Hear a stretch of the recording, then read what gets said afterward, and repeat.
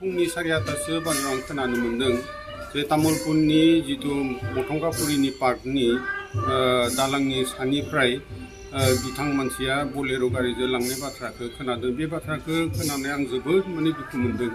मानोना दानि बे आथिखालनि समावबो बेबायदि किडनेप बा लांखारनाय बे हाबाफारिखौ आसलते मोजां जायाखै।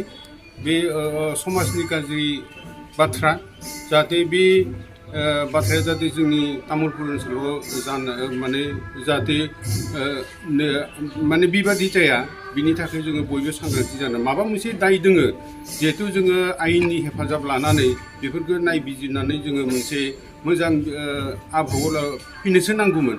नाथाय बिथांमोना बेबादिनो आयेननि हेफाजाब लायालाबासिनो बेबायदि किडनेप एबा लांखारनाय खामानिया आसलते समाजनि थाखाय जोबोद मुगैथावना आरो बे सोंखारिनायनि बाथ्रा जादों। बिनि थाखाय जोङो तामुलपुर जिल्लानिफ्राय जाहाथे बेबादि जाया, बिनि थाखाय लांखारगिरिनि फारसे जों खावलायो जाहाथे बिथांमोना थाबै बे लांखारनाय सुबुंखौ होफिनो आरो आयेननि बेबस्था लानानै बिथांमोना जाहाथे माबा मोनसे जेंना जेंसि जा बेखौ फोजोबनायखौसो जोङो तामुलपुर जिल्ला बर' थुनलाइ आफादनिफ्राय जोङो लुबैयो आरो जोङो खावलायो।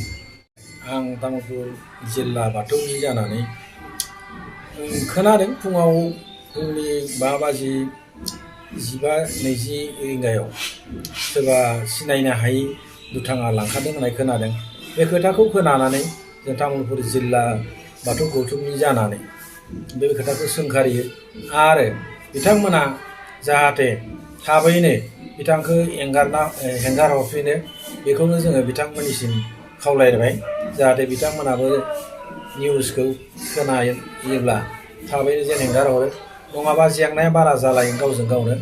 बेनिखायनो बे लांखारनाय एबा माबानाय खामानिफोरखौ मोजां नङा। बे खामानिखौ जों जोबस्रांजानो लुबैयो जिल्लानि जानानै। लांखारलायनानै दायखौ फोजोबनो हाया। सावरायलायनायनि गेजेरजों आबुङैनो जोङो सोब खामानिखौ मावजोबनो हायो।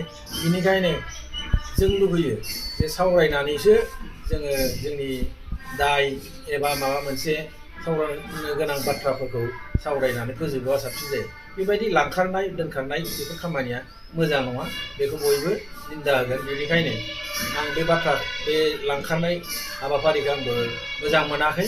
आङो जिल्लानि जानानै बेखौ सोंखारियो जे बिथांमोना बे खामानिखौ मावनाया मोजां जायाखै। रायलायनायनि गेजेराव फोजोबनायब्ला जोंबो हेफाजाब होनांगौ रायलायनानै। जिखुनु खोथायानो बिथाङा मा दाय दं मा गैया जोंबो मोजां मिथिया। जोंनि आनसलिकनि बिथाङा सासे गाहाय दौरिमोन। बेनिखायनो बिथाङा दाय दङब्ला सावरायफैनायबा जोङो बेहाय बजबनानै फोजोबस्रांनो हागौमोन होननानै आंहा फोथायनाय दं। बिथांखौ थाबैनो जुदि हेंगार हरोब्ला मोजां जायो। नङाब्ला मानसि सासेखौ दाय गोनां गैयै बेखौ सायख'नानै जोङो बुथारजानायखौ लुबैया। जोङो बिथांखौ जुदि हगार हराबा माबा मोनसे जुदि जाय लांखारग्रा बिथाङा जुदि हरखाब बिथांखौ फोजोबस्राङोबा जोङो हयतो आफादनि जानानै जोङो प्रखाखन अर्थात पुलिस बिभागनो जों बेखौ आखाइ मिलायनानै जोङो बिथांनि माबाखौ बिजिरनाय खामानिखौ निस्सय हयतो एसे सोलिगोन जों। সদায় যায় ৰাতিপুৱা ফুৰিব। আজি কেইটামান বজাত গৈছিল? কেইটামান হৈছিল, 5টামান হৈছিল বুলি কৈছে আৰু এই যাৱা কেইটা দেখা পোৱা কেইটা। মই আৰু এনেকৈ নাজানে না। কালি কোনোবা আছিল দেখা পোৱা বুলিহে কৈছে আৰু। বেছি দূৰ নহয় আৰু। না কালি কোনোবা তাৰমানে বৈনাকৰ গিৰিয়েকটো ৰাতি ফোন কৰিছিল।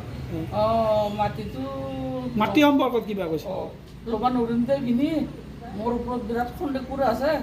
কৈছে তই আহিবিচোন, আমি আলোচনা কৰিম। মেয়দী পাতৰ মাতি ৰাইজে আৰু এনেকুৱা কথা ক'লে কেনেকুৱা হ'ব, আমি আলোচনা কৰি ল'ম দে বুলি কৈছিল। বেলেগটো একো নাই? ইয়ে আৰু কখিনি এইখিনি কৈছিল। কিবা হ'ল এনে তেখেতৰ নাম কি, বয়স কিমানমান হ'ব নো? আমাৰ না 60 হৈছিল বয়স। কি নাম তেখেতৰ? ধনপতি লাহৰি। ধনপতি লাহৰি। পেঞ্চন পাল। এনে ৰাতিপুৱা উঠি দৰ্জা খুলি ই যায়। মই চোতাল পাৰি না, ক'ত যাই থাকিলে চুলিটো আৰু স্কুলত দিব লাগে, ক'ত যাই থাকিলে বোলে মই অলপমান কালাৰ তুলি চালোঁ নাই।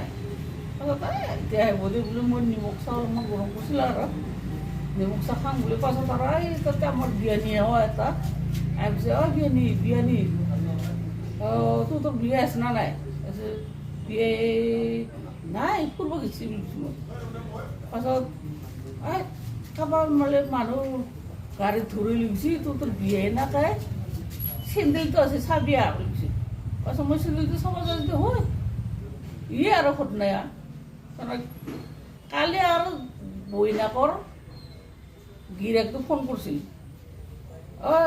ভিনি মাটিটো তাৰমানে তাক দিলোঁ হয় আৰু আমি কৈছে মাটিটো ল'ব নোৱাৰিম দে বহুত কেজেং লাগি আছে দিলে মোক খং উঠে তাক সোমাবই নেদে ৰাইজৰ মানুহবিলাক খং উঠি থাকে আচ্ছা সদায় ৰাতিপুৱা মৰ্ণিং ৱাক কৰিব ওলাই আছিল ওলাই আহোঁতে ইফালে তাৰমানে বেছিভাগ মানুহ নাহে না আজিকালি ভিতৰেদি যায় গাড়ী মটৰৰ কাৰণে খুৰাই তাৰমানে এইফালে আছিল আহোঁতে তাৰমানে ৰাতিপুৱা ইয়াত বলেৰো ৰাখি আছিল বুলি কৈছে মানুহবিলাক বলেৰোখনত তাৰমানে মানুহ কেইজনমান আহি কিনে অলপমান 5:30-5টামান বজাত ঠিক মানে জবৰদস্তি কৰি পেলাই উঠাই লৈ গৈছিল বুলি কাষৰ মানুহবিলাকে কৈছে কি আটা পাৰি আছিল বুলি বচাওঁ বুলি কিন্তু ঠিক মানে ৰাতিপুৱা টাইমত আৰু উঠি অহা নাই কেইটামান বজাত ৰাতিপুৱা 5টাৰ পৰা 5:30টামান ভিতৰত হ'ব কি নাম মানুহজনৰ নাম কি মানুহ এই ধনপতি লাহৰী বয়স কিমান মান তেওঁ PWD কাম কৰিছিল বয়স কিমান মান হ'ব বয়স 65 মান হ'ব এনেকুৱা আৰু বৰ্তমান মানুহবিলাক তাৰমানে আতংক হৈ আছে যে